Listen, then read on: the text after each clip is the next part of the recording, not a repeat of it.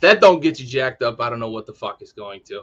Right. Stove, how you doing, man? Doing good, bud. Doing good. What about you? I'm doing well. Good, good. We got, just a little over a week to Christmas. Yeah, I mean, we're getting there. We are. Between Thanksgiving and Christmas is when the NFL gets real serious too.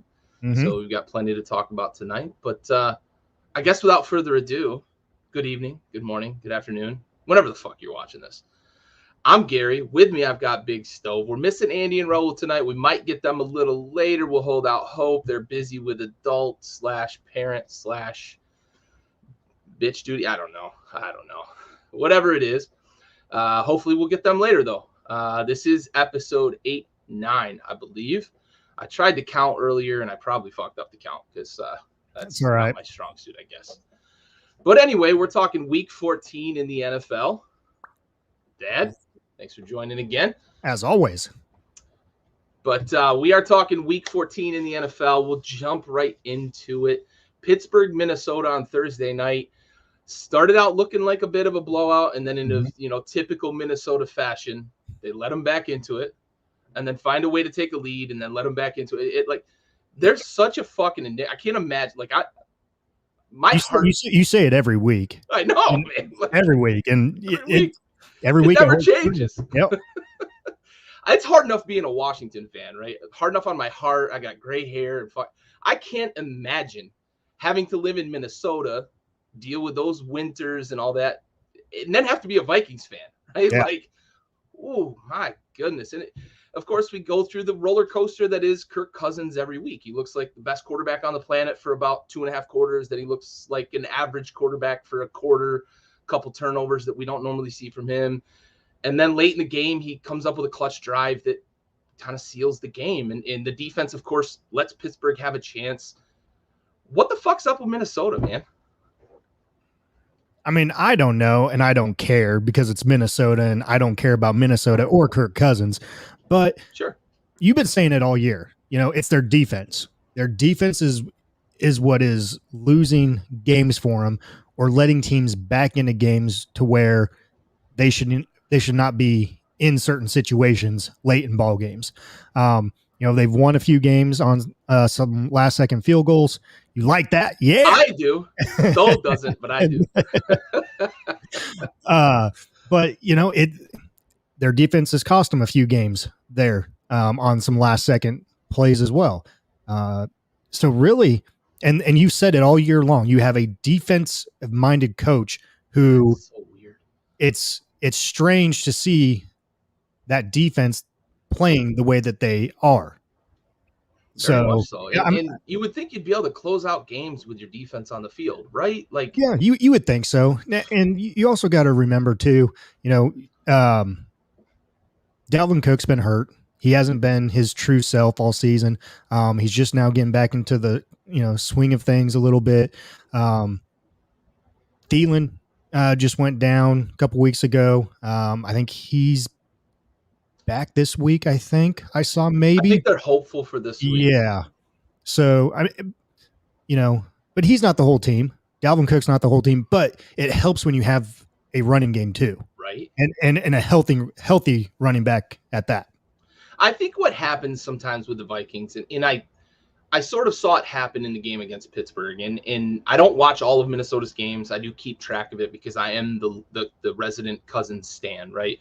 And I think what I saw happen Thursday is an offense that tried to milk the clock and a defense that couldn't do it, right?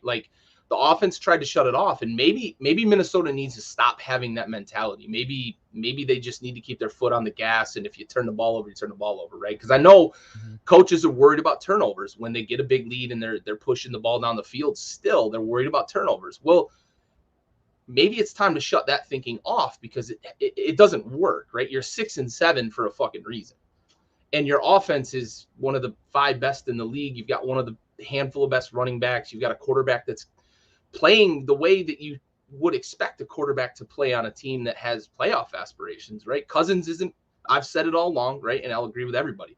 Cousins isn't a guy that's going to take a team, throw him on his back and win a Super Bowl, but you can win with that guy, especially the way he's playing. The playmakers they have on the outside too, right? Justin Jefferson is otherworld. Adam Thielen is one of the more reliable guys in the league. Maybe him and Cooper Kupp are the two most reliable guys in the league. But I don't get it with Minnesota, where they just seem to shut it off mid-game and the defense starts letting teams back in it. So maybe it is something where the offense just needs to say, you know what, we're not playing these fuck games anymore. If we got to score 50, we'll go score 50, right? Yeah. And that's not easy to do in the NFL. But when you score 24 or 28 in the first half, you don't expect to be biting your fucking nails down the stretch, man. Yeah. No, totally agree with you on that. Totally agree. And you know, you mentioned their record at 6-7. There's still hope. I mean, right. So that's the last question I want to close with you. As I think I've made it clear that I think Minnesota's the dark horse in the NFC. Right. If you're say Cowboys fan, right? Do you want to host Minnesota in the wild card? Ooh, wild card, hosting at home. You want to fuck with Dalvin Cook like in a playoff game and a healthy Minnesota team? No. Right. But we see them drop these fucking games all the time. They shouldn't be dropping. Yeah. Right. And that's sort of the underlying point of my question too, is like, are they the team we should worry about on wild card weekend, or are they this team that lets teams come back and beat them and loses to fucking Detroit? Right. Well, and it's the same Minnesota team who lost to a Dallas team who had a backup quarterback in. Right. You know, and they're running and let him throw for what, 450 or something in that fucking game? Something like just unbelievable. Yeah.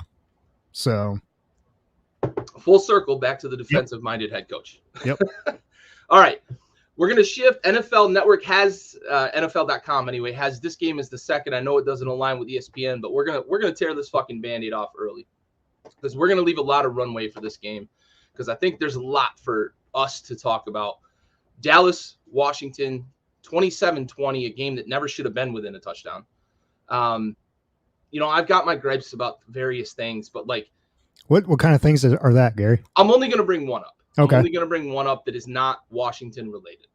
My issue is with the possession before Heineke's fumble that resulted in that fumble 6. Mm-hmm. Okay. Yep. The possession before that on the touchdown that Dak ended up throwing a touchdown. So it's sort of a moot point, right? However, they threw a roughing the passer on a play that, like, the guy, if he touched Dak, he fucking barely touched him. And they call roughing the passer.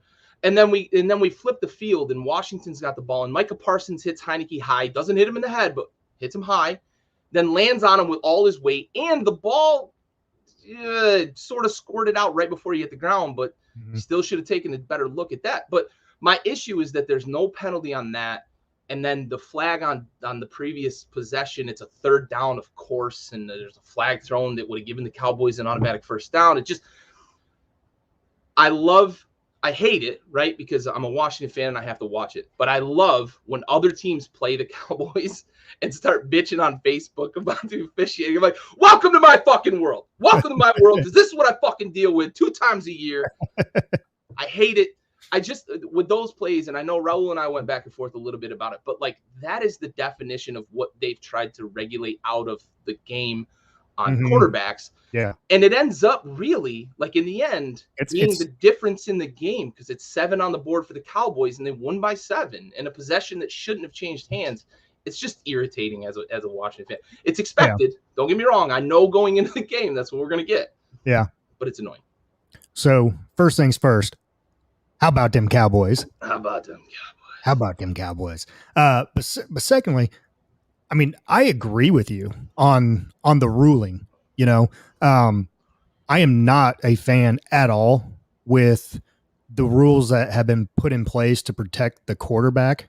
You know, I agree that they need to be protected to an extent. Yeah, Josh, I'm going to wax a lot about that in a minute. Like, I wanted to leave as much runway as possible for this game for that reason. Believe me, we'll get there. This is not on the refs, but I do want to talk about it. Yeah, but, you know, it's whenever this rule came into effect, and I can't remember how many years ago, but I want to say Clay Matthews was a big name that was talked about because of his weight landing on the quarterback and everything. And, you know, it's taken away from the game. You're penalizing a defensive player for basically doing everything that he's been taught his entire You see guys football all life, the time to all the sack time. them, and they put their Yeah. arms out, and then they got to look at the ref like, "Are you going to throw it?" Yeah, I hate exactly. that, I hate but that too. it is the rule. It is the rule, but that's one that I think should go away because I mean, when you're coming full bore, I mean, you're literally. I don't know how you like let up. Like when you let up, it's just like when you're going to tackle somebody, you don't let up because then that's when injuries happen. It's when injuries happen. That I think that was one of the last ones before the rules put in place. But I know Clay Matthews' video was used quite a bit as examples because he did it to a lot of quarterbacks. Yeah, and they're not consistent with this call because, like you said, you know the whole landing on Heineke with the full weight, Micah Parsons hitting Heineke up high. You've seen Lamar Jackson barely get touched, like the guy held up, put his hands up in the air, you know, and barely touched him. Like Lamar just kind of backpedaled a couple steps and it was good. And they call the defensive guy for roughing the passer. It's something that really needs to be addressed because it is taking away from football. It's taking it away from the game. And I get why they want to protect the quarterback. I get that. But at the same time, protect the quarterback, you know, not at the expense of the game. Exactly. Yeah. Thank you. I'm going to close with one last thing too. John Perry, if by some weird fucking chance you're watching this video, you can kiss the fattest part of my ass with the word fucking mechanics. Because I can tell you right now, watching the game, I know that you guys are not at all going through the mechanics of officiating. I see you guys watching the ball in the air and then throwing a flag that you didn't see the fucking play. I see you guys watching the ball and then throwing holding in the backfield while the ball's way down the field. I see you throwing offsides flags when fucking nobody's near the line of scrimmage. 3 times in the Washington game this weekend, they called us for neutral zone. Like, every play somebody's lined up in the neutral zone. Stop with this shit, man. Unless they're in the backfield, go away. Go away. And then there was one play where one of the Cowboys was in the backfield and didn't get called for offsides. And like, it's just, you're so inconsistent with this shit. I see it in other games, and I'm not trying to add that to the flame, but it's just John Perry, kiss my ass with this mechanics shit, man. They bring it up in these games. It's these Sunday night games, these fucking Monday night games, whichever network he's on. And they're like, take us through the mechanics of this. Well, I can tell you right now, he doesn't know what the mechanics are because he was a fucking terrible official. Get off me with that mechanics shit. Well, and real quick, before you talk about you know, your offense, your lack of offense performance. I said it earlier on in the season. This year of officiating feels like it's been the worst year of officiating by far. And I'll just leave it at that. No argument from me. Yeah. And I'll just leave it at that so you can go on your runway there of lack of offensive. Yeah, so I want to talk about it, and I'm gonna get worked up, I promise, and I'll try to keep it within reason. But I don't know how you come into Cowboys week with your fate in your own hands for the playoffs, right? The fate of the division in your hands. You win out, nobody can stop you from winning the division. You don't need any help. You'll take 2 from the Cowboys, even if the Cowboys win their other 3 games. You're still tied, and you got the tiebreaker on head-to-head, right? So you've got everything in front of you, and you come out and you lay a fucking egg for about 38 minutes of that game offensively. Again, Scott Turner has to go. There, one game this year I've been able to commend him for some creativity, and then everything outside of that is just, we're awful at the beginning of games when everything is scripted, both offensively and defensively. We are awful at the ends of halves because Ron refuses to let his offense go try to score points. And in the defense, we just stay in these fucking prevent defenses. We're awful at the end of the fourth quarter. That is on the coaches. And I've said it 100 fucking times this year, and I'll say it until fucking I'm blue in the face, that the beginnings of games, the ends of halves, absolutely, positively decide the difference between good and bad teams. And we are a bad team because we cannot score on opening drives. We can't score to close out the second half. We can't score coming out of the locker room. Heineke goes fucking wild man, fucking blackjack on defenses late in the fourth quarter, and suddenly everybody's like, oh my God, the Washington football team, they've got so much heart, so much fight. They play so hard for Ron Rivera. No, they play hard to get over the deficiencies of Ron Rivera, to get over the deficiencies of his assistants. It's so fucking irritating when, as Josh said it, we didn't even try to get the running game going. Then Gibson has a fumble, and Ron goes fucking like 1960s fucking Vince Lombardi, like, I'm going to bench my best player. What are you doing? Get him on the fucking field. Let him atone for that fumble. Get him motivated. Get him in the game. What the fuck are we doing? He's taking the Urban Meyer approach. Oh, my fuck, Urban Meyer. and then, of course, Terry McLaurin. We can't get him the ball. And I see him screaming down the field behind Diggs number of times. Cam Sims beat Diggs deep on a touchdown. Like, where are we in this offense where we're telling Heineke when he leaves the fucking huddle, like, this is the guy you got to throw to? Because that's what it fucking feels like, and it pisses me off. This coaching staff is so unprepared week in and fucking week out. I don't give a fuck about that 4-game winning streak the last 4 weeks. That was fucking hopes and dreams. This game illustrates exactly what this coaching staff brings to the table, and it's a fucking shit sandwich. Okay, now I'm going to pass the buck to you.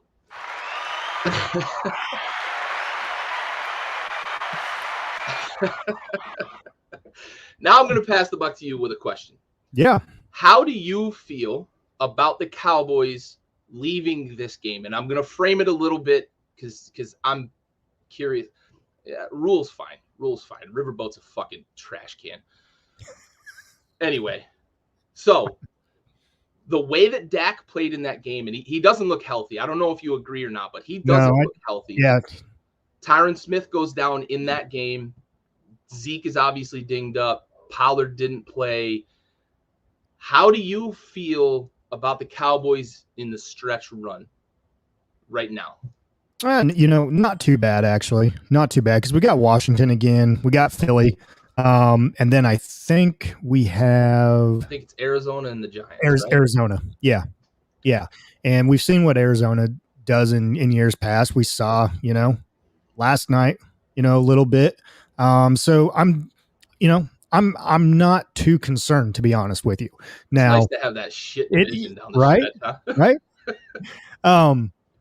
But I also think, if they can clinch the division here in the next few weeks, then maybe they can rest some of their players that down the final stretch there that might need some rest. But you said it. Dak doesn't look healthy. He doesn't. Pollard didn't play. Zeke, he hasn't been himself ever since he got the contract extension. You have Cooper. Cooper really hasn't missed a step from being back, from missing 2 games from COVID. You have CD Lamb out there who's still performing. Micah Parsons on the defensive side, he's NFL Rookie of the Year. That's another. And I told you, how are you not prepared for Micah Parsons? Yeah, and I told you that at the beginning of the season, Micah Parsons is winning Rookie Defensive Player of the Year, and he's proving me right now. You're right, absolutely. It was nice to see some other guys on the defensive side of the ball make some plays. Randy Gregory, for as long as he's been there in Dallas, and waiting for that, right? No kidding. Ever since he got drafted out of Nebraska, he's had him and Josh Gordon basically had like the same weed problem. But Randy Gregory is finally taking advantage of all the help and everything that the Cowboys gave him, and he's using the second opportunity. And it's nice to see some of those other guys on defense step up and make plays, because before you're relying on Micah Parsons and Diggs the whole time, Yeah. I mean, so it is as a Cowboys fan, I still have my worries, my doubts and everything, but going into the final stretch of the season with who we have on our schedule, I should not be worried at all. Like, we should clinch the division here in the next couple weeks, and then last game of the season or whatnot, depending on how everything's fallen out, possibly rest some of your key players going into postseason. I think the reality that the coaching staff needs to understand is that you're not going to get the 1 seed, right? You're not getting the bye. So the most important thing for you guys is to get healthy for sure. And I would agree with you 100% that if you clinch a week or two early, play them a half, get them out of there, sit them the final week, whatever it may be. We've seen in the past teams have mixed results when they start resting players late. I think focusing on what it's going to take to get ready for the postseason is certainly something that you guys should take a long, hard look at here down the stretch. Don't go chasing that 1 seed because you're not going to get it. You're not going to get it. All right. We've waxed on about the Cowboys in Washington. Let's move on. Tennessee skunks Jacksonville 20-0. The Urban Meyer. He's done. He's done. I think he's gone. I think Shad Khan's going to stick with him through the end of the season because he doesn't want that in-season turmoil. But I think we're going to be talking about that opening there in Jacksonville. And it wouldn't be too bad of a opening because you have Lawrence and you've got some draft capital. You got some draft picks coming up, but the mistake that they made, and I know first-year head coach and everything else like that, you want to give him a chance and everything, but they're going to owe him some money. And they had a perfect opportunity to release him for cause and not pay him anything. In the offseason. Yeah. And I think everyone knows what I'm talking about, and it's the video that went viral. So, but Khan, that guy is fucking wealthy. So he has the money to just pay him off. So, I mean. They went for the splash hiring, and I can understand that on the surface, right? Like, well, you need to get your ticket sales up. Folk hero, you want to sell tickets. You're coming off a COVID year where you had no fans, you had no revenue coming in from that side of things. Yeah. So I get it. I get the hire, but it is a stupid hire. Like, I think everyone was just, everyone said Meyer to Jacksonville, but I think everyone was also saying it's a stupid hire. Like, he's not going to make it in the NFL. Right. And I think if you're a Tennessee fan, this game still gives you a little trepidation here down the stretch. They're not, obviously, no team would be. They're not the same team without Derrick Henry. You're just hoping, praying to whatever God you pray to, and putting voodoo dolls together and trying to get that dude healthy, because you need that mutant in the backfield if you're going to have a chance in the playoffs. All right, Seattle, they're putting together a little bit of a win streak here. They knock off a bad Houston team, but they beat San Francisco the week before. Anything from Seattle? Do you see them as a contender? The playoff race is hot. They're 5-8, 6-7 gets you a wild card right now as we stand. Is Seattle going to threaten down the stretch? We talked about it last week, and I think we both agree that they very well could. And I was talking with Josh Freed there on Sunday about we were watching football together, and I think that if they can get Metcalf out of his slump that he's in, like, I don't know, I don't know what's going on, but it's almost like you talk trash to the guy at the line of scrimmage, like you're in his head for the rest of the game, and he shuts down.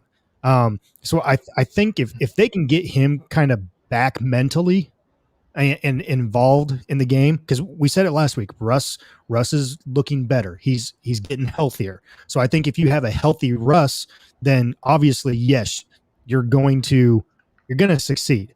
Now, if they can get the run game going, which they had Rashad Penny, he looked good this weekend. He did look good. So he stepped up. If they can keep that going, then yes. And we talked about that last week, that we said, watch out for Seattle. They could be lurking there, and they could be one of those teams there at the end that could be getting in on wild card or sneak in behind you and, get one of those last playoff spots that's not a wild card.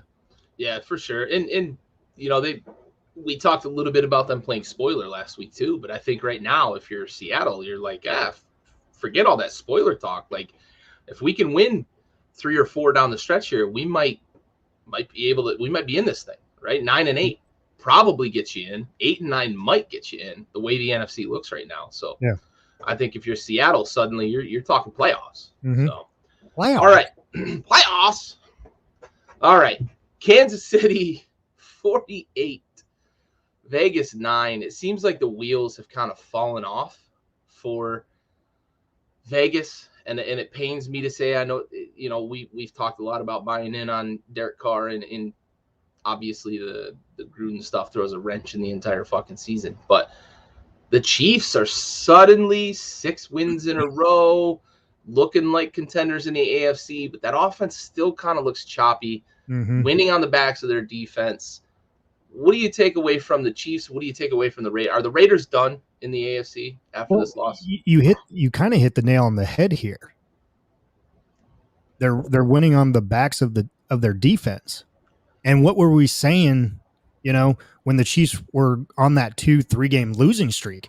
Their defense is atrocious. Terrible. So they made some changes. They did something there in Kansas City to where now it's their defense that they have to, that other teams are looking at, and not the offense. Now the offense is getting there, but like you said, they're still choppy. They're still, it's definitely not the explosive Kansas City offense that we've been accustomed to the past couple of years.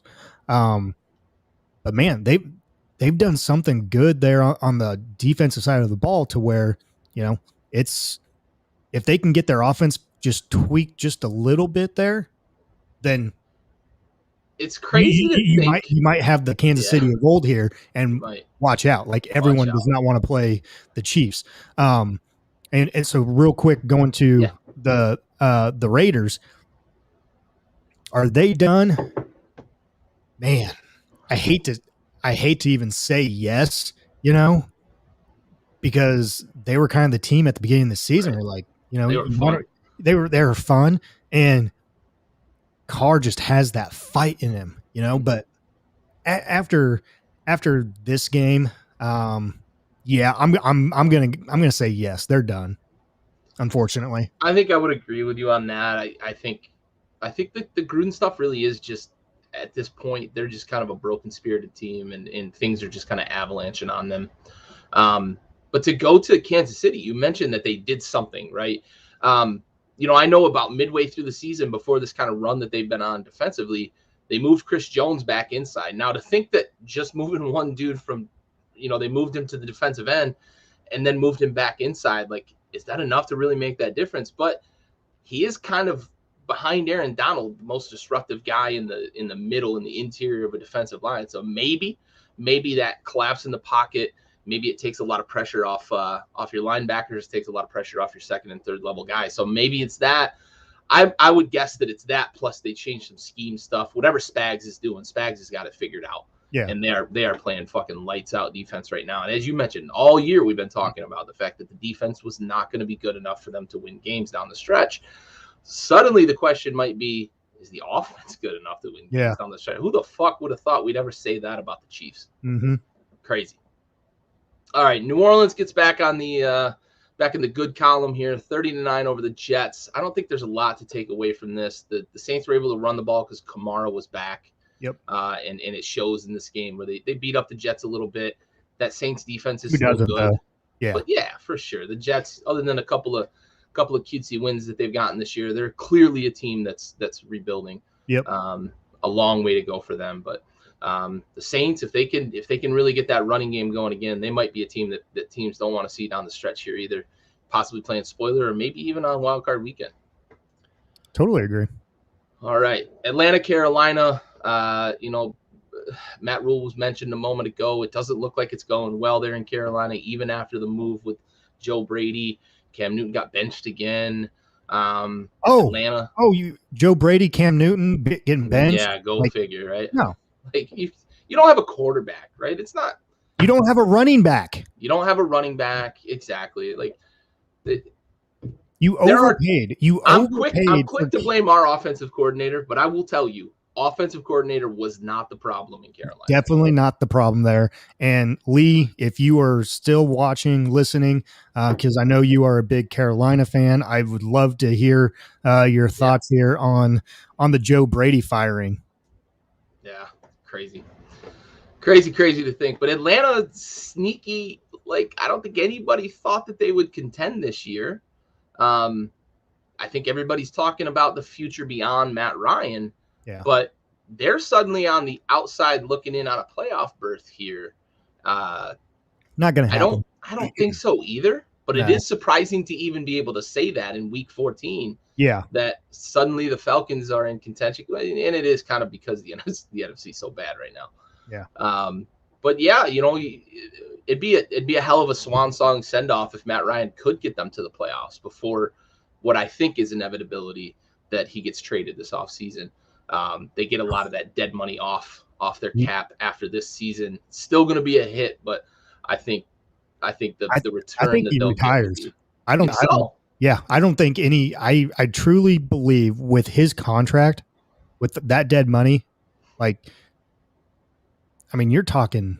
I want to say he walks away though. Do you see a Big Ben situation? I truly think that he's going to walk away, and it's going to be one of those. It's going to be like a Drew Brees, because Drew Brees still had a year on his contract. I can't remember how many millions of dollars. They even restructured his so that they could save money on the cap when he retired. Yeah, and I truly believe that Matt Ryan has the same character like Drew Brees, and Drew Brees loved the Saints. Matt Ryan loves the Falcons. This is what's in the best interest for the organization that has been my home for 13 years or whatnot. So I really think that this is Matt Ryan's last year. I like that take. I guess I've just assumed all along that they're going to try to shop him and that there would be a market for him. With how desperate some teams can be for a quarterback, I wouldn't. Well, I wouldn't be surprised to see if Washington had a little bit of something to try to go after Matt Ryan or a team like that thinks they're that close. But you might be right because I mean, look at last year. You had Phillip Rivers go to Indianapolis for 1 year. Yep. So you might be right. Maybe I guess I've just been operating under the assumption that they're going to try to move him and that there would be a market. But maybe I like that take that maybe it is something where they all get together and just say, listen, we want to put your number in the rafters and let's do this on everybody's, on even footing. And let's do this the right way. We'll give you the swan song, the pomp and circumstance, the ceremony and all that.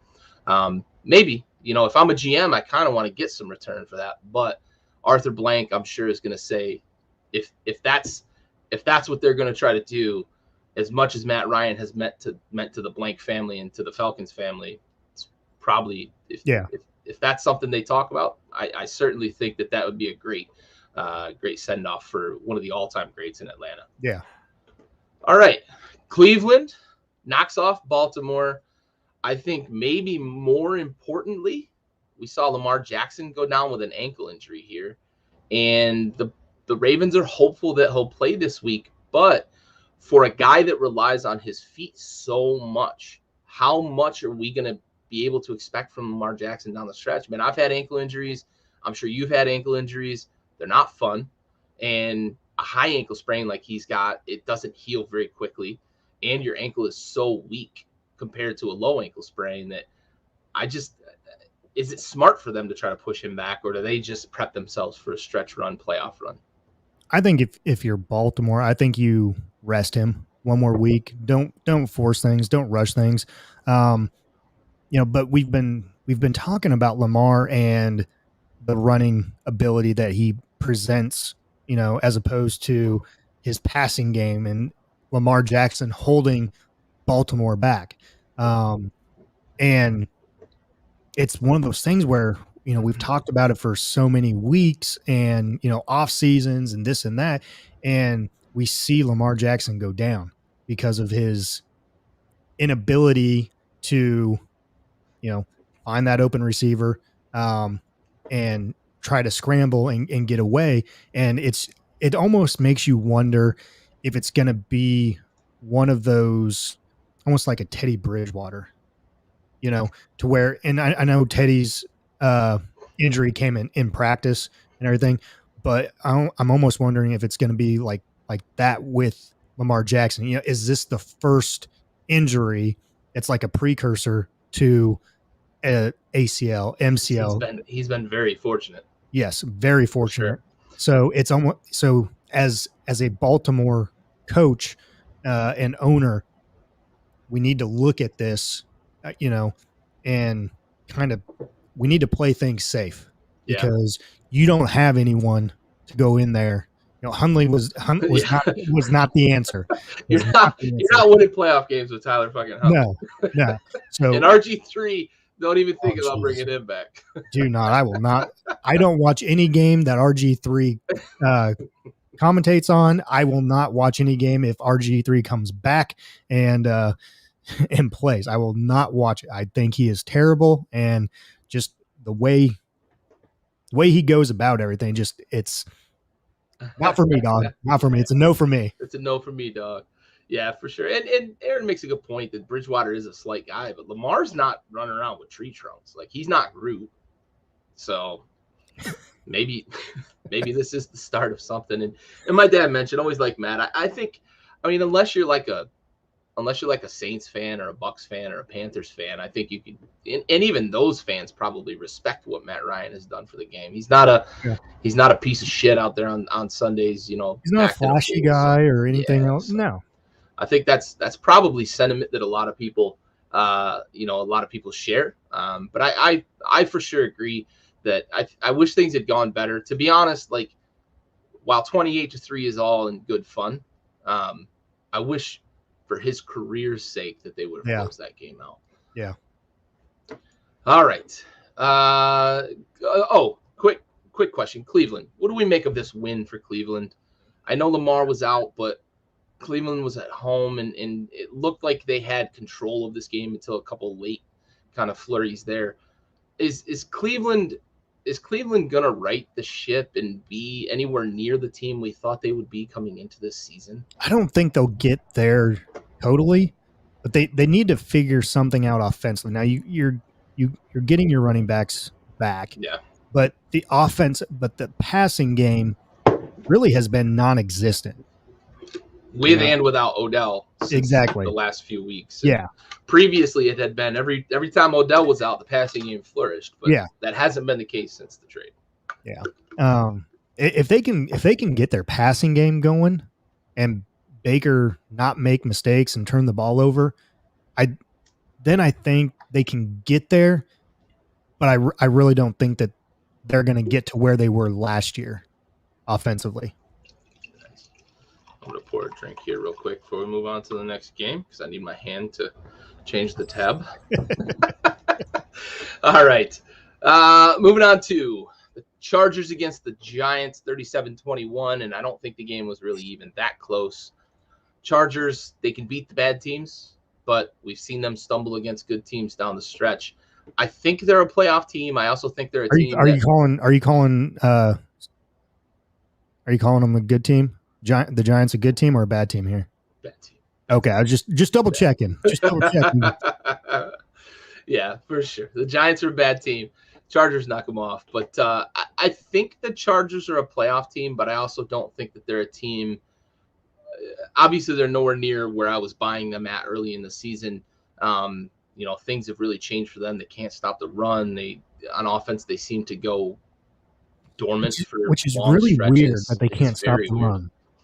There's so many athletes in the middle of that defense. Derwin James, and they've got real good linebackers. And Bosa, obviously, terrorizing off the edge. I don't understand it with that defense. And I think maybe it's just a young team that is about a half season ahead of where we thought they should be early in the year. And then maybe next year is going to be that year for them. Maybe. I like what they're building there. Obviously, Herbert is who Herbert is. But yeah, there's just something there that they just can't seem to close the deal in some of these games against better teams. Yeah. All right. Denver 38, Detroit 10, coming off their first win of the season. Detroit comes out, lays a bit of an egg against Denver. Denver really ran the ball down their throats. Javonte Williams and Melvin Gordon are a pretty formidable 1-2 punch. Only real thing I'll say from this is anybody who hasn't been paying attention, if you're playing fantasy football next season, draft Javonte Williams because that dude can't be tackled. I think he's first in the league in terms of making people miss. Now, Derrick Henry's obviously first in the league in like souls stolen, but he's been out for the last few weeks. Javonte Williams is the real deal.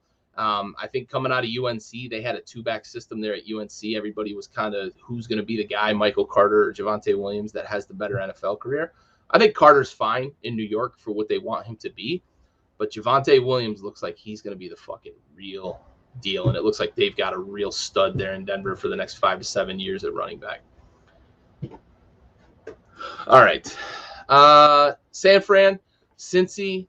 This was one of the matchups, bigger matchup of the weekend. San Fran was on the rise. Cincy's got the Tiger King. It looked like Cincy was in this thing, and then San Fran kind of held on late to force overtime. And then Cincy goes down and kicks a field goal, and then Brandon Ayuk gets loose, and San Fran wins in overtime. How much of a blow to the playoff chances for Cincinnati do you think this is, not only for the loss for the addition to the L column, but as a team, a demoralizing loss like this in overtime where you think you have it and then you don't? How much of a blow is that? Yeah, I'd love to get Josh Freed's take on this, because he is Cincy through and through. Mm-hmm. But to me, it's a huge blow.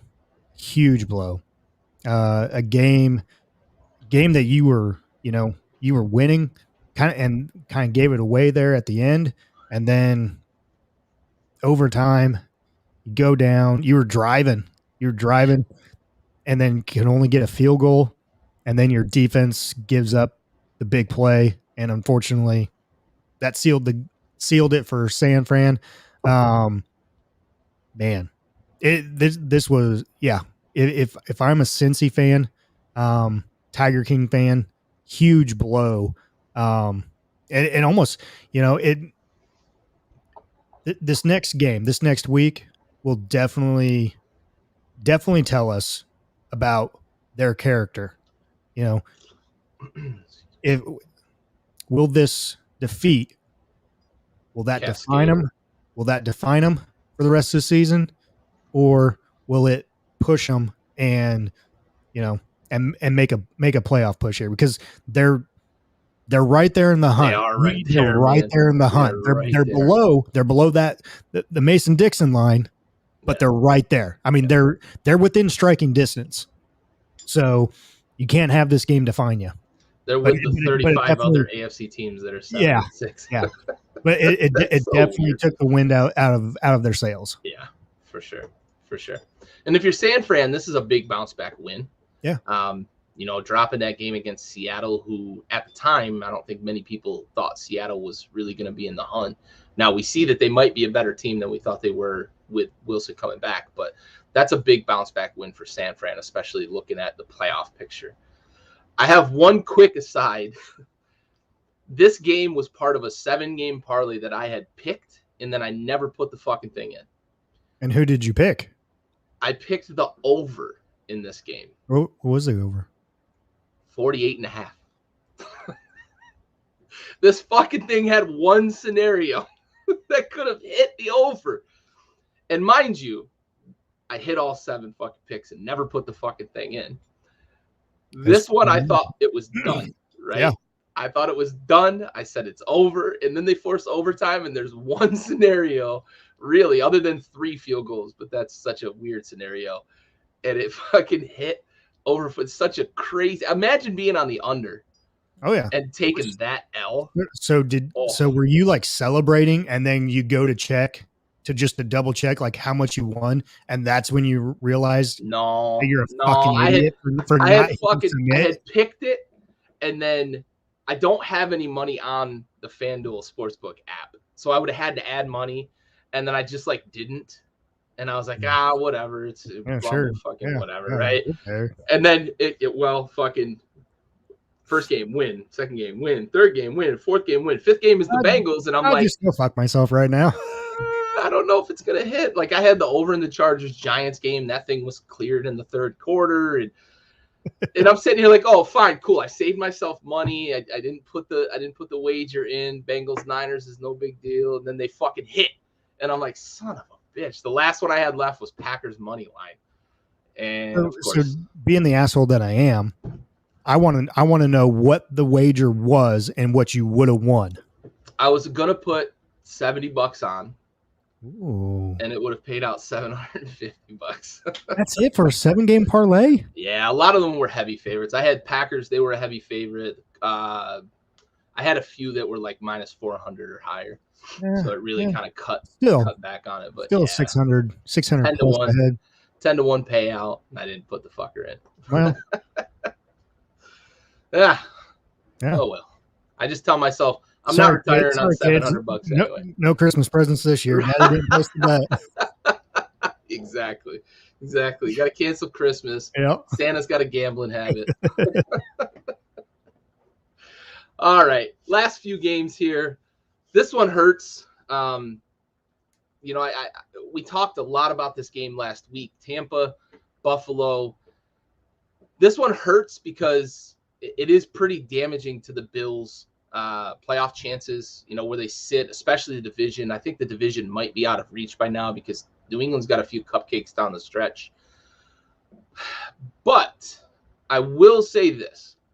I am incredibly encouraged as a Bills supporter.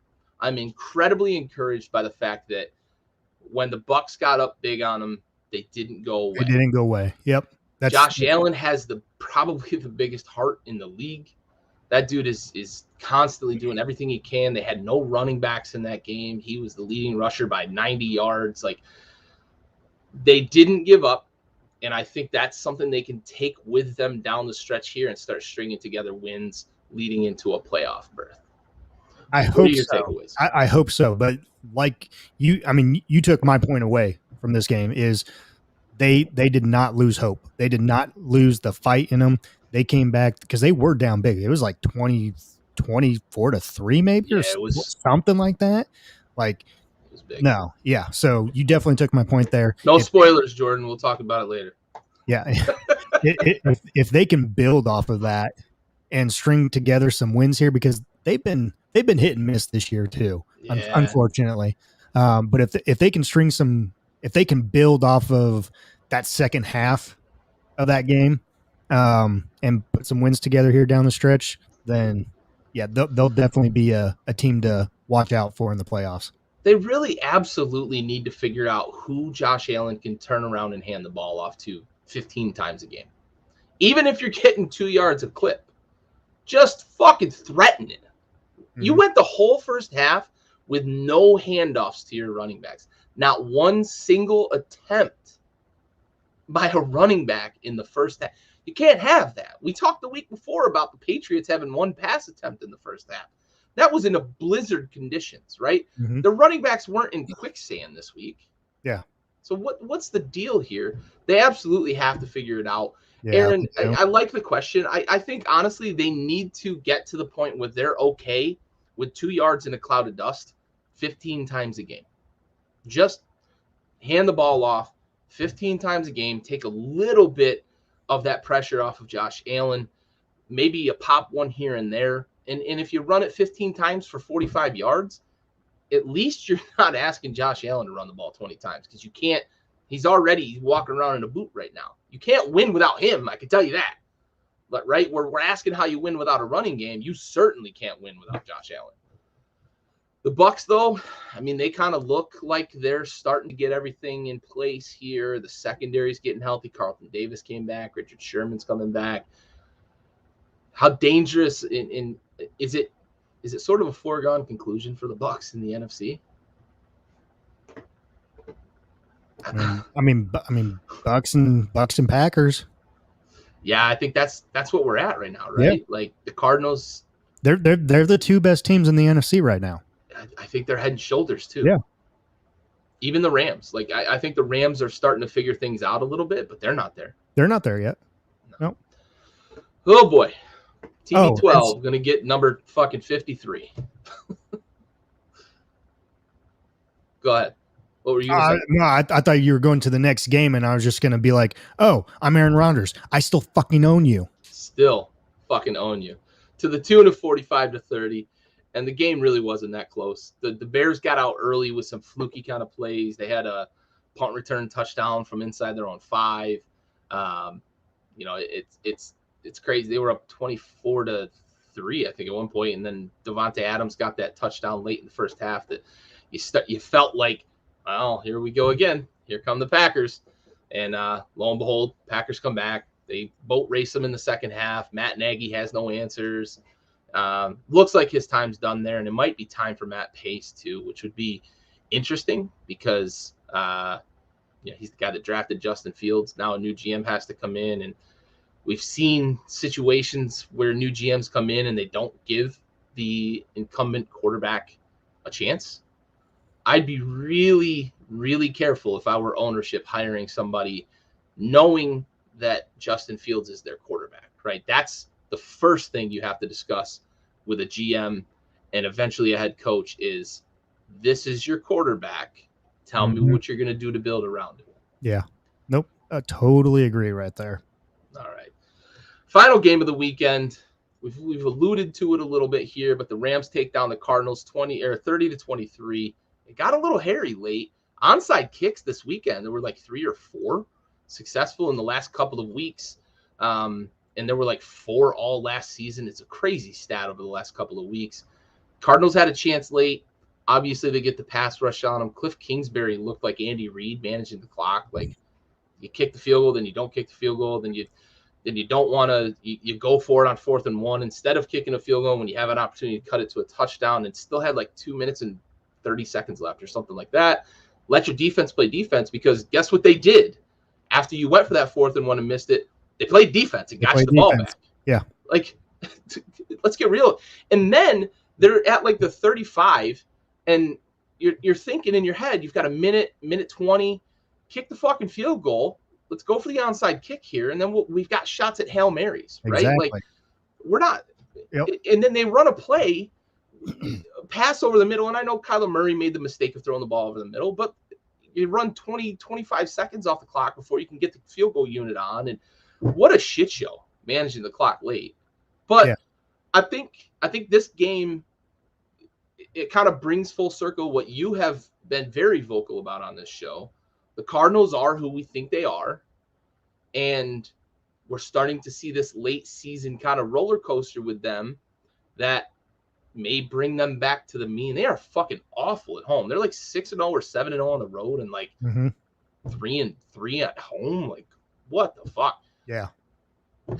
Is this more about the Rams figuring it out or the Cardinals stumbling here this week? I think it's more the Rams figuring it out. You know, the chemistry with Odell and Stafford, Aaron Donald, defensive side of things. I think they're just all starting to come together now. Cup, all that. They're getting some time together to where, they're gonna be a force to be reckoned with. They have so many weapons there. But like you said prior, they're not up to that level yet of Green Bay, Tampa. They're getting somewhat there, but they're not there yet. They've played some games to where they lost to some teams that they shouldn't have lost to, and they played some games close to teams that they shouldn't be close to.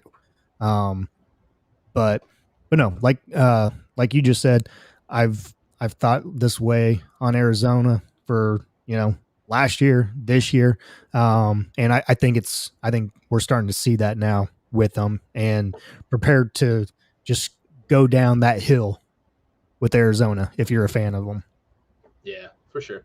I agree. I think the one thing that's encouraging with the Rams in terms of that quote unquote figuring it out is that Cooper Kupp had 13 catches this game and Beckham scored a touchdown, right? Like, they have, I believe, it feels like they've found the way to integrate Beckham into this scheme, take advantage of some of the things that he does well. He's a very good route runner. He always has been.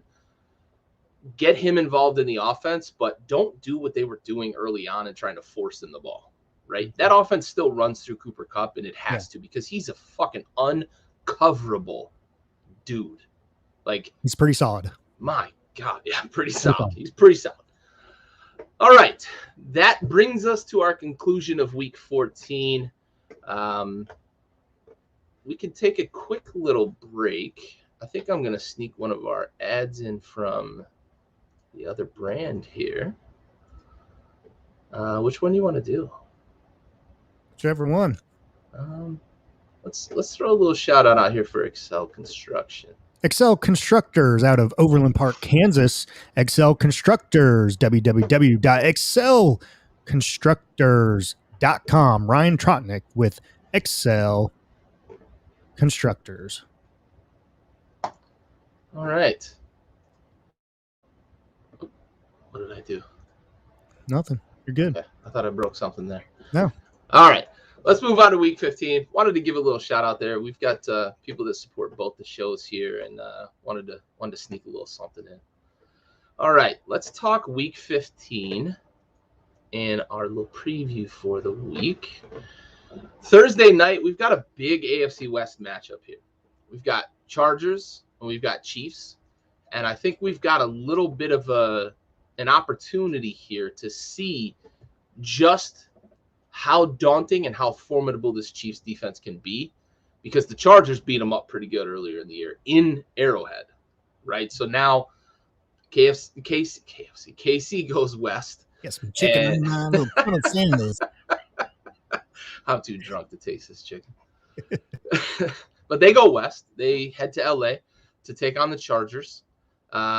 This game is for the AFC West lead. The Chargers are a game back right now, but if they win, they'll have a 2-0. Over the Chiefs. They'll have swept the season series with the Chiefs. Yeah, we'll talk about that in a minute, Corey. They're fine. Chiefs, Chargers. Chiefs. For the AFC West lead, you've got the Chiefs. You got that defense staying stout. Yep. Stymieing the Chargers. Chiefs.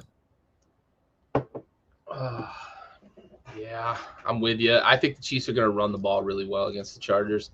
That's one thing we haven't talked a lot about in this run for the Chiefs, is that they've been running the ball pretty well too.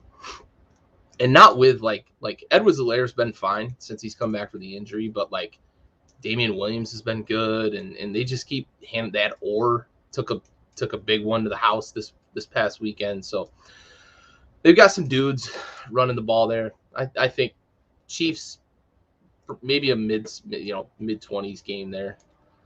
All right, Raiders at the Browns. Saturday game. This one's Saturday. Yeah, we got some Saturday football. Give me the Raiders on this one. Give me the Raiders going into the dog pound. Yep. Right in their shit. All right. I'm going to go the other way. I'm going to go with the Browns. I just think that right now the Raiders they seem to be kind of on the downward trend, unfortunately. I'd love to see them right the ship, but give me the Browns this week. Yeah, the Chiefs going to become the football team. I don't know, man. It's so selective. Like Washington makes a lot more money than Kansas City. It's no secret. So I'll give you one guess why they went after Washington first. Anyway, because they suck. Yeah. All right. The other Saturday game, in the 4:30 slot, we had the Raiders and Browns. In the Saturday night game at Lucas Oil, the Patriots come into town with that 9-4 record, coming off their bye, coming off a big win over Buffalo in Buffalo. Can they knock off the Colts at Lucas Oil? Give me the Colts. Jonathan Taylor. Me too. Yep. Give me Jonathan Taylor for $150 and a couple tutties. Yeah, for sure. I know Belichick is like the king of taking away your best thing, but you need some fucking dudes if you're going to stop Taylor, and I don't think they've got the dudes to do it. I think against a passing game, Belichick can work his magic. Not against Jonathan Taylor and them fucking hog mollies up front. Nope. Give me the Colts. All right. Cowboys, Giants, I think we're in lockstep here. Cowboys, Giants are a fucking terrible team. If the Cowboys drop this one, we'll have a different conversation. Yeah, we will. Texans, Jaguars, the battle for the first overall pick. Let's go Texans. Texans, I'm with Texans. you. The Jaguars they're not good. It's not good there in Jacksonville. I think they're going to end up with the first overall pick, and some head coach is going to luck into a situation where you already have a quarterback and you have the first overall pick. All right. Titans at the Steelers. Corey, bud, day drinking on Saturday and Sunday is rough. Come on, bud. Oh, come on. I thought you were a seasoned vet here. I thought you were a seasoned vet. Let's go. We are getting old, but you got to nut up. You got to nut up. Jeez. All right. Titans at the Steelers. Yeah. Hashtag pussy. Yeah. Who you got here? Who was it? Titans at the Steelers. Titans. I mean Titans. Yeah, I'm not buying Pittsburgh at all right now. Unfortunately. I'm gonna go the other way on this one. We'll find. I'm gonna go Pittsburgh. I think they're gonna get the running game going a bit. Najee's a stud there, and I just don't trust the Titans to be able to score on anybody anymore. I don't trust the Steelers to score on anyone. I don't blame you there. I just think they're going to get the running game going a bit, though. This could probably be a fucking ugly-ass game between Tannehill and Roethlisberger. Yeah. All right. Jets-Dolphins. Do the Dolphins keep it going? Yeah, let's go with Dolphins. Yeah. The Jets are struggling right now. Dolphins are playing good football. Tua looks like he might be able to stick in this league. Give me the Dolphins. Washington at Philly. Wild card implications, divisional implications. If the Eagles have any hopes of trying to run down the Cowboys, that Week 7, Week 18 matchup against the Cowboys, they've got to win this one, right? Mm-hmm. Yep. Do they? Yeah, they do. Yeah, okay. I'm sorry, Gary, but yes, I'm going as you don't much. need to apologize to me. Hey, but well, I mean, I don't like either team, but no, I'm going with Philly on this one. I think Hurts and company, they kind of get it figured out a little. I mean, as much as you can against Washington, I think they get that part figured out. Yeah, I'm going the other way, and I've been so pessimistic as I would too. If I'm a football, if Hurts is starting at quarterback, give me Washington. If I find out Sunday morning that Gardner Minshew is playing, the Eagles are probably going to win. That offense is good with Minshew. Minshew mania. Gotta love that dude. Gotta love it. But if he starts on Sunday, I give the Eagles the nod. But I'm picking Washington because right now I think that they're going to go back to Hurts. Cardinals, Lions. Any chance for the Lions to knock off the Cardinals? Absolutely. There's a chance. A very I've been fucking chance. telling people that all season. Washington is not the get-right game. You're just going to beat them, and you're going to move on. Uncle fucking Rico. I love it. Love it. Love it. You got the Lions? For Andy's sake, I'm going Lions on this one. I love it. I love it. It's biting kneecaps. And it's just going to further prove my theory on Arizona. So I love the Lions. I love it. If the Cardinals weren't undefeated on the road, I might go with them, but give me the Cardinals. I'd love to see the Lions beat them, though, honestly. Panthers at the Bills. Is this the game where the Bills start to figure it out? Yes. Yeah. Yeah, Bills. I agree. Carolina's coming to town. Carolina's not a very good team right now. You don't have a quarterback. You don't have a running back. You don't have an offensive coordinator. Nope. Like, why even show up? Right. Exactly. Except to get that game check. Give me Buffalo. Give me Buffalo getting healthy. Putting up 35, maybe 42 points here. Bengals, Broncos. A couple of 7-6 teams that are right in the AFC playoff picture. Is Tiger King going to go to, what is it now, Reliant Stadium at Mile High or whatever the fuck they call it now? Go into Denver, knock off the Broncos? Or do the Broncos keep their playoff push going? Can't go against him. Can't go against him. Won't go against him. Let's go Tiger King. And last week's game does not define him. I like it. Give me Tiger King. I'm in. I think the Bengals are a playoff team, and this is a game that they have to win if they're going to be that playoff team.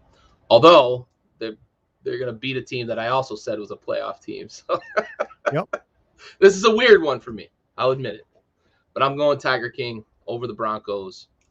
Falcons at the Niners. If the Falcons are going to make any sort of playoff push, you feel like this has to be one that they win against a 7-6 Niners team that is ahead of them.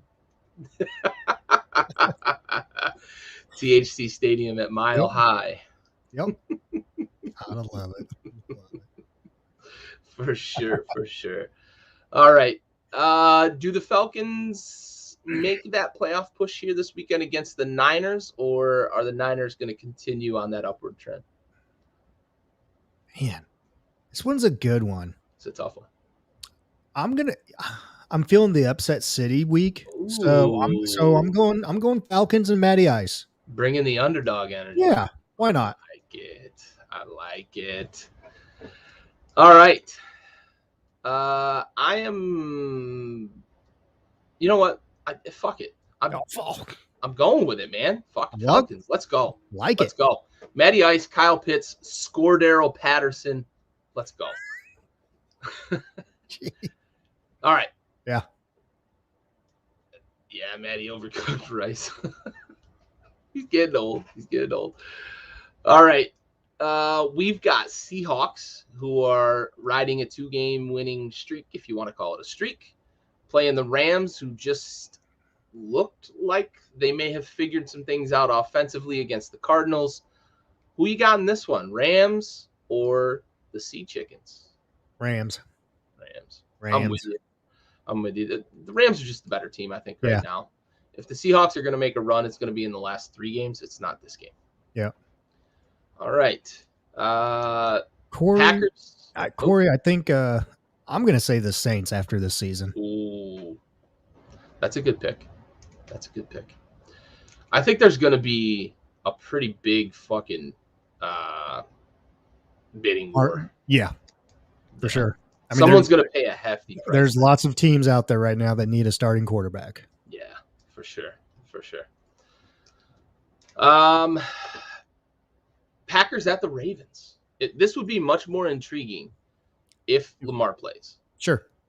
Assuming he doesn't play, because that ankle injury, I don't think he's going to play. Who you got?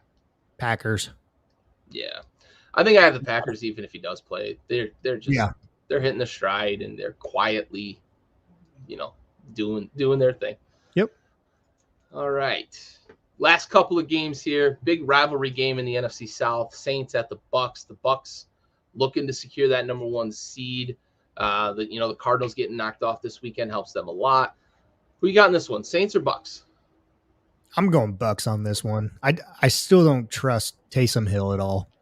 Yeah, I'm with you. Yeah, Rodgers is dealing with that fucking COVID toe. I got Bucks. Saints defense is good. I just don't think that they've got enough firepower offensively against the Bucks defense that's getting healthy. Mm-hmm.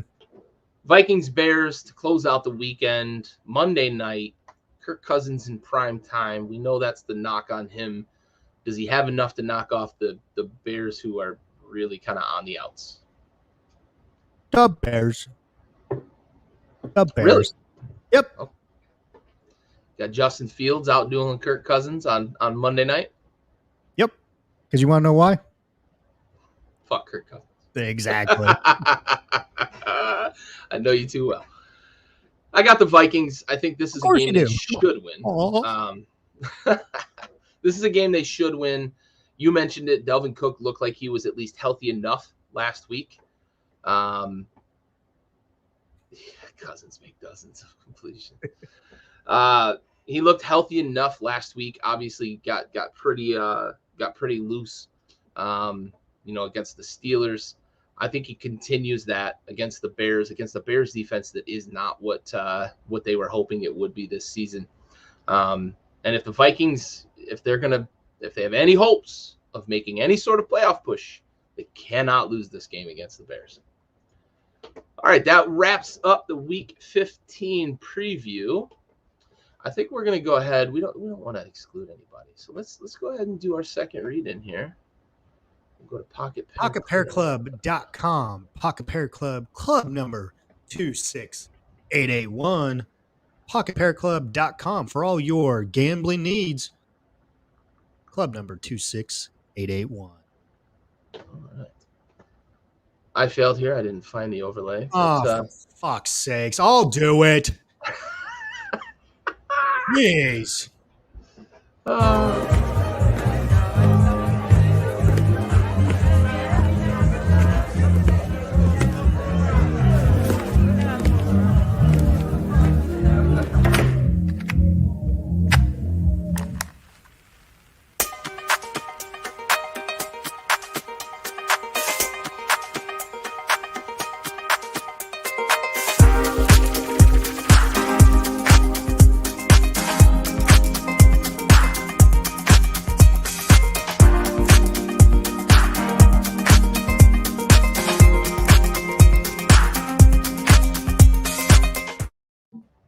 All right. That's why we pay you the big bucks. Like Right? Yeah. All those dollars we pay you.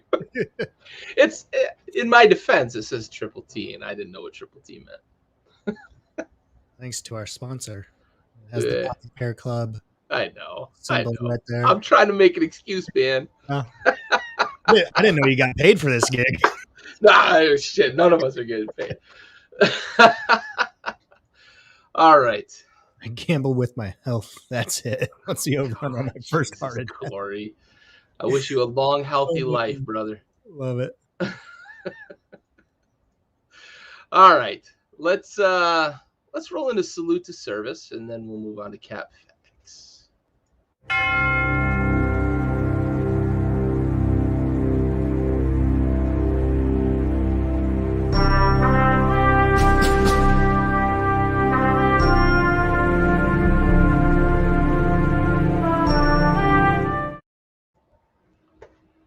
All right. This week's episode goes out to Specialist Michael T. Osorio. He died April 23rd, 2019, serving during Operation Inherent Resolve. He was 20 years old, way too soon. Hailed out of Horseshoe Bend, Idaho.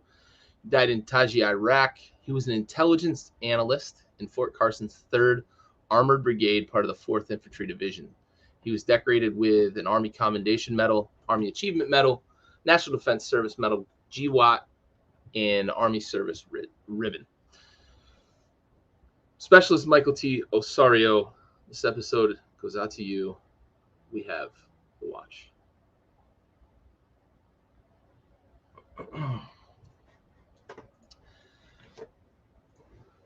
Fucking 20 years old. Jesus. All right. Let's try to bring the energy up a little bit. Let's do it. Let's do it. Oh, that fucking just went right past it. God.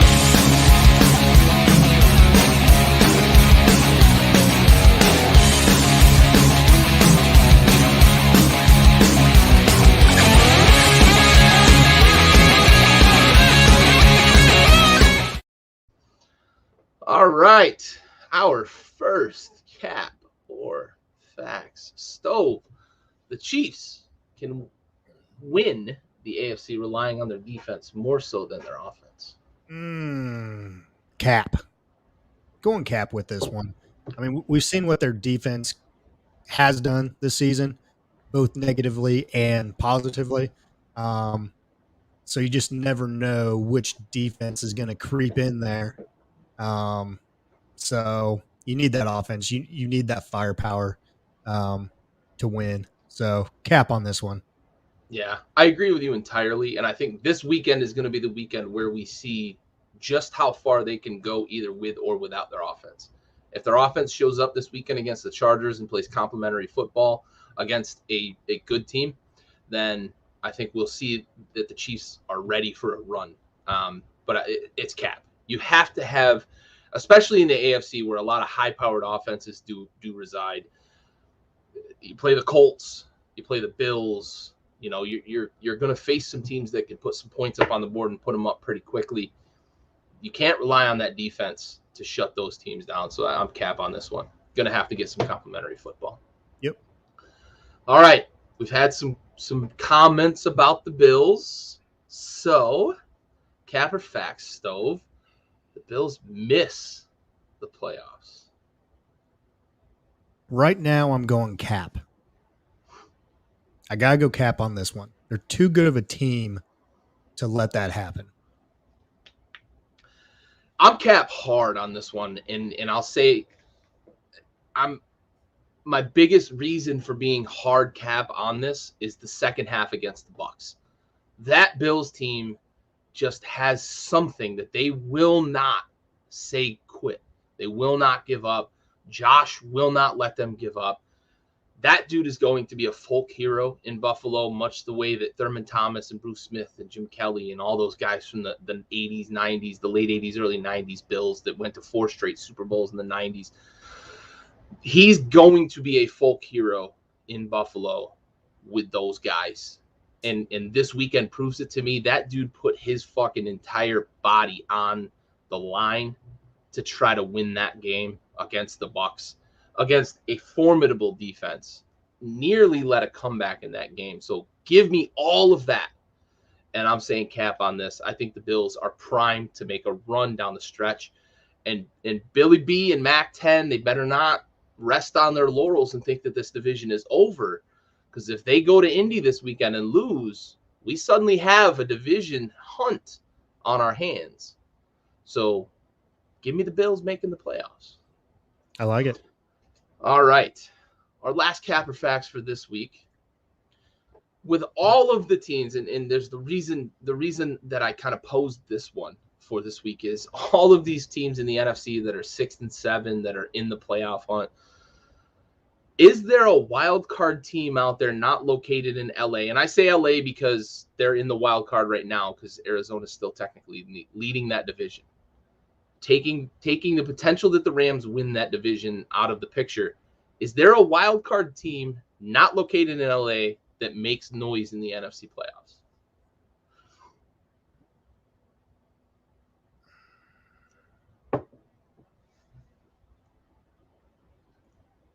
Facts. You want to say who? No, the question didn't ask me. I like it. I should have put a fucking caveat follow-up down there. We see it every year, right? Obviously, there's a surprise team every year. I'm with you, and I do have a team in mind as the only possibility. And let's see if our teams align. I think the only possibility for a wild card team outside of the Rams to make any noise, I'm going to get called a stan here, but it's the Vikings. If they're healthy and Dalvin Cook makes noise in the playoffs, that to me is the difference maker. I don't see any other team that has something that tells me that they can make noise in the playoffs. That running game that Kirk Cousins he's one of the best play action quarterbacks in the league, that he can play off of when the running game's going and he gets comfortable behind that running game. That team is dangerous. I don't see any other fucking wild card team that makes me say, like, who the fuck are they going to be? You know what I mean? So I'm facts, and there's only one possibility for me. And if they don't make the playoffs, then obviously. Yeah. Did you have one in mind? I wasn't going Vikings, but that's a great pick. I was actually going with the team that we had talked about earlier. And no, never mind. That was NFC, wasn't it? Yeah. Never mind. I was thinking AFC. Okay. Yeah. Yeah, I just don't see it, man. That muddled group, like, you kind of want to think the Niners might be able to do some damn, but they fucking lost to the Seahawks and handily lost to the Seahawks. So, like, there's just too much nonsense and riffraff in that muddled group of 6 and 7 teams in the NFC to really say that somebody's going to make some noise in the playoffs. Yeah. Sure. All right. That closes up Cap Facts. We're going to move on to Thanks Haskins. Oh, I hit the wrong fuck. I do this every week. Got you. I got you, boo. I got you, boo. All right. For my Thanks Haskins this week, I'm going to put on the Rivals cap. My Thanks Haskins goes out to Dak Prescott. And I've had a damn K for the Cowboys in the past, and I'm going to have a Thanks Haskins this week, and it's for Dak Prescott. You're winning the game 27-13, and you just got to get like a first down or two, and really fucking the game's done. The game's done. You're talking about interception. Oh my God. Instead, you fake a handoff, you roll out, and you throw a dart, and you hit the intended receiver right in the numbers. The only problem is that intended receiver was number 55 for Washington. And he takes it back to the house, and suddenly we've got a one-score game on our hands. What the fuck is that doing there, man? Like, ooh, hashtag thanks Haskins. That's bad, bro. Yeah, I saw that, and I was watching it with Josh Freed there, and right as he threw it, I was like, "Are you serious?" They didn't disguise anything. No, like, what are you doing? No, they didn't. They did not. That was just a terrible throw. Yeah. And don't tell me you didn't see him. He was right in front of you the whole entire time. Like, you saw him. He was right there. So yeah. Nope. That's a good one. That's a good one. My things Haskins is one that I have touched base on a couple times before. And it's going back to your team, Gary. Yeah. So, you did my team, this week. I'm doing your team, a little back and forth here.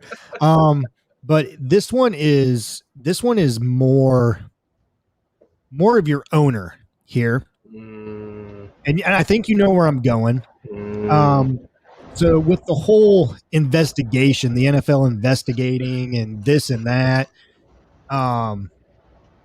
and Dan Snyder basically going out publicly and saying that he supports the NFL's investigation into whatever, they're investigating. When you come out smelling like roses, of course you do. Yeah. And then to find out, on recent reports that he came out publicly and supported the investigation, but behind the scenes was really trying to affect the investigation and push everything away from Washington. And Roger Goodell knows this, and they have done nothing except to a guy out in Las Vegas who had nothing to do with it. Dan Snyder needs to sell the fucking Washington football team, and we need a new commissioner of the NFL. This is ridiculous. This has gone on long enough. We have seen enough shenanigans with this whole debacle. Like, Dan Snyder should not be Roger Goodell should have done what Silver did in the NBA with Don Sterling. I think that's what his last name, Sterling. Well, here's the thing. There's an example. Sell the team. There's an example of the NFL doing this, though. Yeah. Richardson in Carolina was forced to sell the team, too. So, like, it's not like the NFL doesn't know that they've got the power to do these things. Yeah. Like, what the fuck are they doing? So I'm with you. For that, thanks, Haskins. 100%. Well done, buddy. Well done. This is such a fucking Corey. I get that he has a lot of money and influence, but that only goes so far. Like, yeah. and I don't want to bring in politics or anything else like that. Fucking Donald Trump had a lot of money and influence too, like as the president of the United States, and look where he is right now. And like all the investigations and blah blah blah, this and that. Like, and like I said, I don't want to get politics involved because that's not what this show is and everything else. But I don't give two shits if the dude fucking is a saint or something. But if he with as many things that has gone wrong in that organization obviously, yes. Poor choice of words. Poor choice of words. You're right. Like there's no redeeming characteristic here. No, and with everything that has gone on under his ownership, the whole sexual scandal, just everything with him involving Dan Snyder. And I get, it's a topic that you have some people that are for, some people aren't, but with the name change and everything else like that, your biggest sponsor, your biggest donor, FedEx, the name of the fucking field when they say change the name, you change the name. Money. You know, like, yeah. So, but Roger Goodell has to do something. He has to step in on this, and or the other 31 owners in the league need to step in and oust Goodell and get someone in there that will do something. Yeah. Because this is making a mockery of the NFL. Like, I know your numbers are up this year. Okay, I get that, but it was going in a downward trend past couple seasons. Yeah. It's still egg on their face too. Yeah. For sure. All right. Let's finish up here. Little damn kid.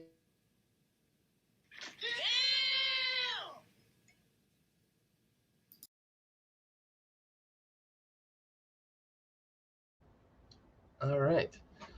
I'll pass it your way if you want to lead off here. Sure, bud. Sure. I'm going back. We're going to stay right there in with the Dallas, Washington, and just I think I know where you're going. Where am I going with it? Where am I going? You're going Randy Gregory?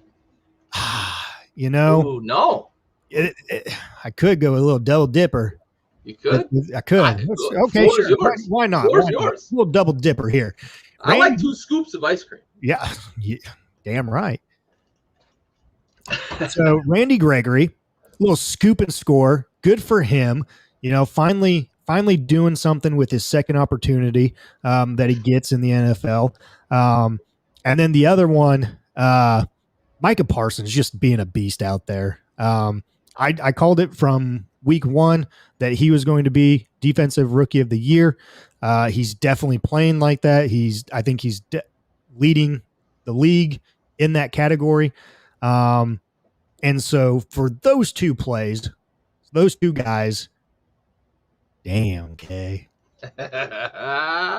Well done. Yeah, real quick, Micah Parsons, they're doing things with him I didn't think they would do with him. They are continuing to make him a hybrid player and accentuate his strengths as an athlete, and move him all over the field. I think the biggest thing I was disappointed in this weekend is that Washington was not ready to defend Parsons, but he took full advantage of it because he is an animal. So I have to kind of tip my cap. I hate doing that. You know, guys like DeMarcus Ware and I fucking hate that the Cowboys have players like that. So whatever, fuck them. Anyway, my damn K. I'm gonna go to the Monday night game, and I'm gonna look at Matt Stafford and Cooper Kupp. You know, not the 13 catches, which is nuts that, you know, he got 13 and that's a career high, and he's threatening the triple crown for wide receivers. Only 3 guys have done it before him, leading in catches, yards, and touchdowns. But the touchdown that Kupp had in that game, the throw and the catch, low outside, it snuck by the defender because Matt Stafford has absurd arm talent. That dude's he might be second to only Rodgers in terms of true, pure arm talent in the league. And it was on full display on that throw where he snuck it to the outside toward the pylon, and Cooper goes down and just makes a fucking nutty catch behind a defender, sort of blind to the ball for a good portion of the flight of the ball too. Just unreal. And for that connection, I say, damn, Kay. It's unreal the chemistry they have in year 1. Yeah, for sure. For sure.